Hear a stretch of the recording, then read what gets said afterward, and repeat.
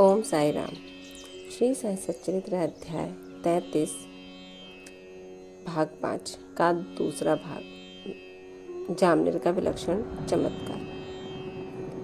ठाणे के सेवानिवृत्त श्री B.V. देव ने नाना साहब चांदोरकर के पुत्र बापू साहब चांदोरकर और शिरडी के रामगिर बुआ से इस संबंध में बड़ी पूछताछ की और फिर संतुष्ट होकर श्री साई लीला पत्रिका भाग 13 नंबर 11, 12, 13 में गद्य और पद्य में एक सुंदर रचना प्रकाशित की।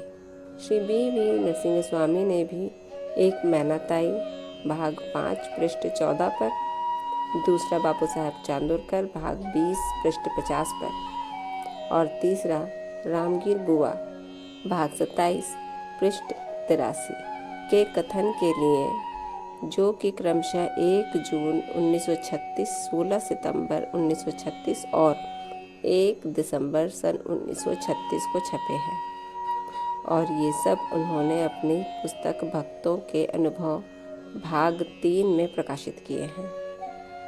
निम्नलिखित प्रसंग रामगिर बुआ के कथानुसार उद्धृत हैं कि एक दिन मुझे बाबा ने अपने समीप बुलाकर एक ऊदी की पुड़िया और एक आरती की प्रतिलिपि देकर आज्ञा दी कि जामनेर जाओ और यह आरती और ऊदी नाना साहब को दे दो। मैंने बाबा को बताया कि मेरे पास केवल 2 रुपए ही हैं, जो कि कोपरगांव से जलगांव जाने और फिर वहां से बैलगाड़ी द्वारा जामनेर जाने के लिए अपर्याप्त है।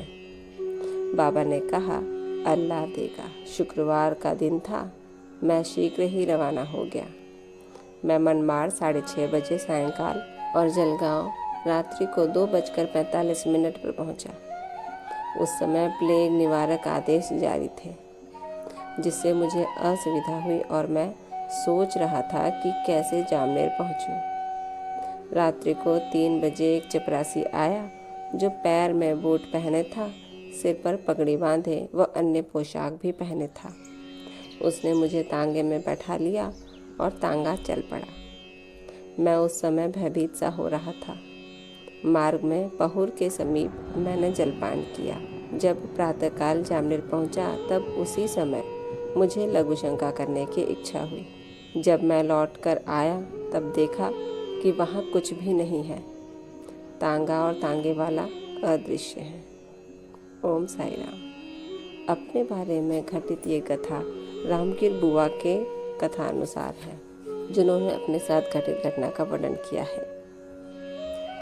इसी के साथ ये अंश यहीं समाप्त होता है। कल अगला अंश 6 में नारायण राव पर अध्ययन होगा। तब तक ओम साई राम। बाबा आप सब पर कृपा रखें, आपको आशीर्वाद दें और कष्टों से दूर रखें। ओम साई राम।